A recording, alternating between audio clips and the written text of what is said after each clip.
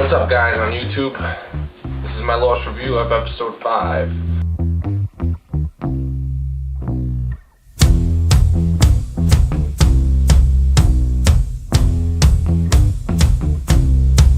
I'm gonna fight 'em all. A seven-nation army couldn't hold me back. They're gonna rip it off. Alright, on to the episode. Good episode. Okay, great opening with Jin and Rousseau and the Smoke Monster. They really stuck to the mythology when Rousseau's team was they all got sick. That was strange how they got sick. How well, first of all, it was pretty creepy when Smokey took that one guy into that hole and they ripped his arm off. And then I guess they even explained that when the flash happened, I guess maybe Rousseau really wouldn't have remembered him, or if she did remember him, I mean, she's gonna remember her team being killed and having to kill her own, I guess, husband, father of her baby. She's gonna remember that more than Jin. So that kind of explained that. Basically, that was strange with Robert when he said, "Oh, you're sick," and she's like, "Did something happen after you got back from there?" And he was like, "Oh, no, don't worry, it's a good thing. It's only a security system for the island, for the temple." So, I mean, we kind of knew Smokey was a security system, but for the temple, and we've heard the temple before. That's what Ben told Richard and the people to go to at the end of season 3. So, stay tuned. Side note: in the beginning of every episode, I can't stand how and I'm such a Lost geek that I know all the names of all the actors and actresses that are on the show every week, and I know the names of every actor and actress that have been on the show in the past. So every episode I find myself taking the remote and going like this to the bottom of the screen so that I don't catch the pre-credits, because the pre-credits always give you guest starring, and it'll give you guest starring people that are in the episode. So I don't want to know who's guest starring in the episode, such as Michelle Rodriguez in episode 1 of season 5, and so on and so forth. So if you guys know the names of anybody, that's a little hint. That's what I do. Middle of the episode, although it wasn't not much going on storyline-wise there, it was kind of vintage Lost, like walking through the jungle, going into dark holes, you're on a mysterious island, you don't know what's going to happen next. That's what Lost is all about, and it's kind of funny how they could still stick to that 5 seasons in, and they could still get 11 million viewers every week on a group of people running through a random jungle on an island. I mean, we've been doing that since day 1 episode, season 1. So it's kind of funny they still do that. They keep talking, and when I say they, like Locke and Ben, they all keep talking about they all have to go back, and if all of them have to go back that left the island, that's what they say. Oh, everyone that left the island has to go back.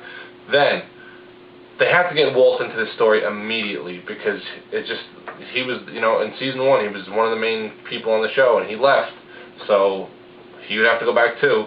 But that leads me to believe that something's fishy here, that they all have to go back, because Charlotte says that this place is death right before she dies. We'll get to her in a minute. But she says this place is death. And Claire appears to Kate in her dream last year and says, "Don't bring him back."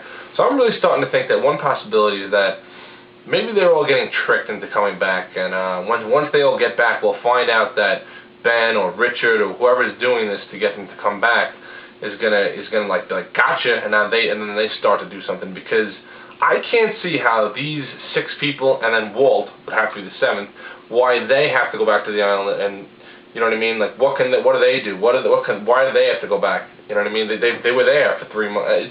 If they were there for 3 months, why do they have to go back now? It makes no sense. I just got a bad feeling that Richard or Ben or somebody's setting them up, and right after this episode, right when you think that Ben is a good guy, watch, he'll end up being a bad guy, but who the hell knows? Okay, where were we? Now, on to Charlotte. She dies in this episode, and I guess she should have listened to Doc Brown. Oh wait, no, I mean Daniel Faraday. Bad joke, but anyway, I've seen Back to the Future. Doc Brown is Christopher Lloyd. Because obviously Daniel Faraday's, Charlotte says when she was little she saw him and he told her never to come back, which means that we're going to probably find out in a couple later episodes that Faraday's special, or maybe not special, but like Desmond, where he can go back and forth and actually control the time travel. That's what we kind of are starting to figure out. Also, you kind of know she's dead because the music that's playing in the background when she dies is the same as Charlie in season 3, the little sad music.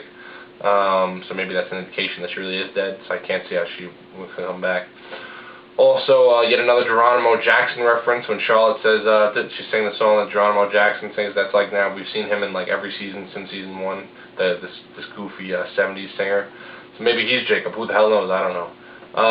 2 more things about Charlotte. Number 1, I think it's possible that she could be Annie, even though the accents don't coincide. But then again, Charlotte speaks like 7 languages.